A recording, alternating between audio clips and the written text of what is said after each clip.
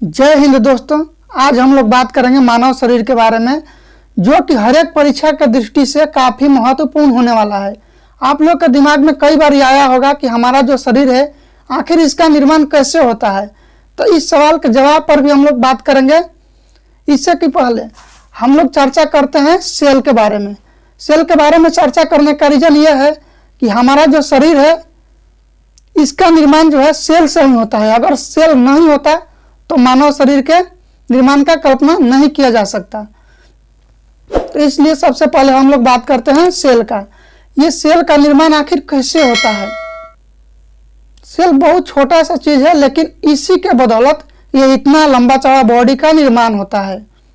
तो बात करेंगे सबसे पहले सेल के। सेल में क्या क्या होता है, यानी कोशिका में क्या क्या होता है, इसको हम लोग पहले देखते हैं।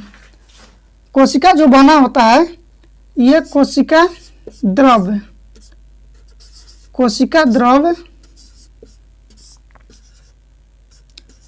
प्लस केंद्रक का बना होता है। केंद्रक, कोशिका द्रव प्लस केंद्रक का बना होता है कोशिका। अब इसी कड़ी में आगे हम लोग बात करते हैं कि ये ढांचा किससे होता है। कोशिका जो है कोशिका द्रव और केंद्रक से बना होता है, और ये ढांचा होता है कोशिका झिल्ली से। किससे? कोशिका झिल्ली से ये ढांचा होता है। कोशिका झिल्ली से ये ढांचा होता है। अब ये ढकने का रीजन क्या है? जैसे अभी सर्दी का मौसम चल रहा है और हर एक बॉडी जो है एक निश्चित टेम्परेचर रिलीज करता है, यानी अपने बॉडी को स्वस्थ बनाए रखने के लिए हर एक बॉडी जो है वो एक निश्चित टेम्परेचर को बनाए रखता है। ये जो कपड़ा है ये मान लेते हैं कि कोशिका झिल्ली है। हमारा जो शरीर है ये कोशिका है, मतलब समझाने के लिए मान लेते हैं कि हमारा जो मैंने जो जैकेट पहन रखा है ये झिल्ली है, हमारा जो बॉडी है ये कोशिका है। अब ये कपड़ा का क्या काम है आप इसी से अंदाजा लगा सकते हैं।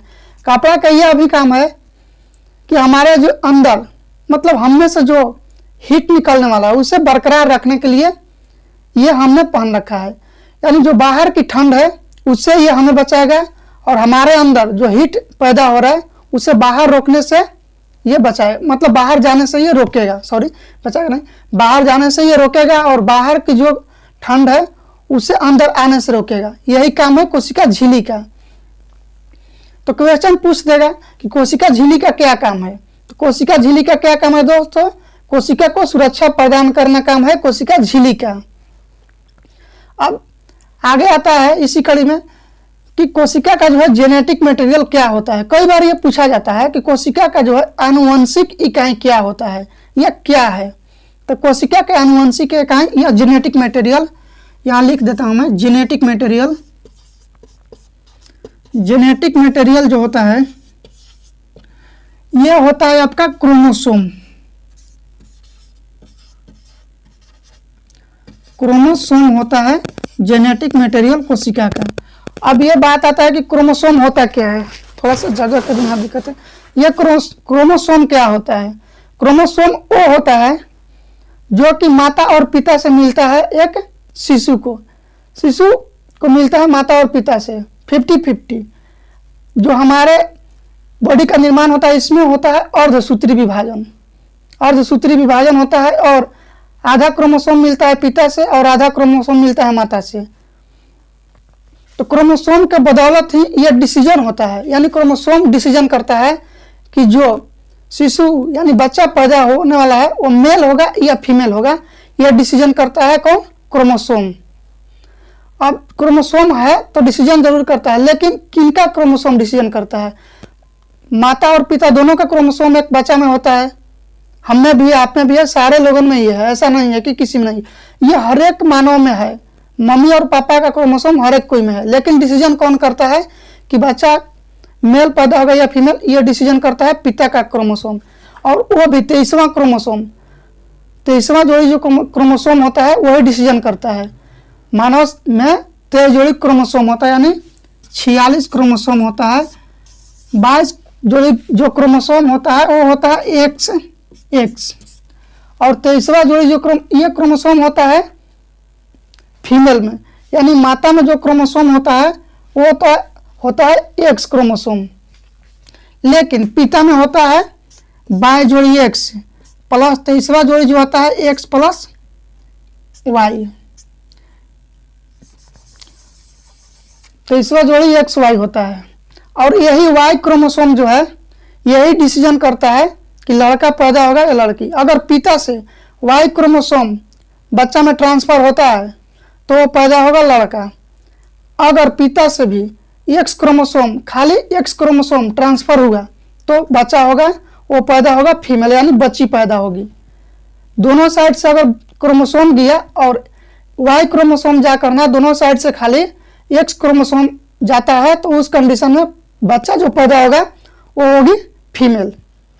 अगर एक मम्मी के साइड से तो जाएगा, कंफर्म है एक से ही जाएगा, लेकिन पापा के साइड से वाई क्रोमोसोम गया तो कंफर्म है कि बच्चा वो पैदा होगा, वो मेल पैदा होगा। यहाँ तक बात समझ आया? एक बार हम लोग और देख लेते हैं इस चीज को। कोशिका क्या है? कोशिका जो है मानव शरीर के क्रियात्मक और संरचनात्मक इकाई है। ये क्वेश्चन काफी बार पूछा जा चुका है। नंबर 2 में इसका निर्माण कैसे होता है? तो इसमें होता है कोशिका द्रव प्लस केंद्रक। कोशिका में होता है कोशिका द्रव प्लस केंद्रक। कोशिका ढांचा किससे होता है? तो कोशिका ढांचा होता है कोशिका झिल्ली से। अब बात आता है कि कोशिका का जो जेनेटिक मटेरियल होता है यानी आनुवंशिक इकाई वो कौन होता है? तो वो क्रोमोसोम होता है, यानी गुणसूत्र जिसे हम लोग बोलते हैं। गुणसूत्र होता है जेनेटिक मटेरियल, और यहीं से डिसीजन होता है कि मेल पैदा होगा या फीमेल। बच्चा जो पैदा होगा मेल होगा या फीमेल होगा, डिसीजन होता है क्रोमोसोम से। डिसीजन कौन करता है? तो पापा का जो क्रोमोसोम होता है यानी पिता का जो क्रोमोसोम होता है वो डिसीजन करता है। अगर दोनों साइड से एक्स क्रोमोसोम खाली ट्रांसफर हुआ तो होगा बच्ची, और एक साइड से तो फिक्स है कि एक्स ही होगा, दूसरे साइड से यानी पापा के साइड से होगा वाई ट्रांसफर तो बच्चा होगा, वो पैदा होगा मेल। इतना दूर कंफर्म है। अब बात करते हैं आगे। इतना ही नहीं है, अभी बात आएगा ऊतक का। ऊतक को अब हम लोग देखते हैं।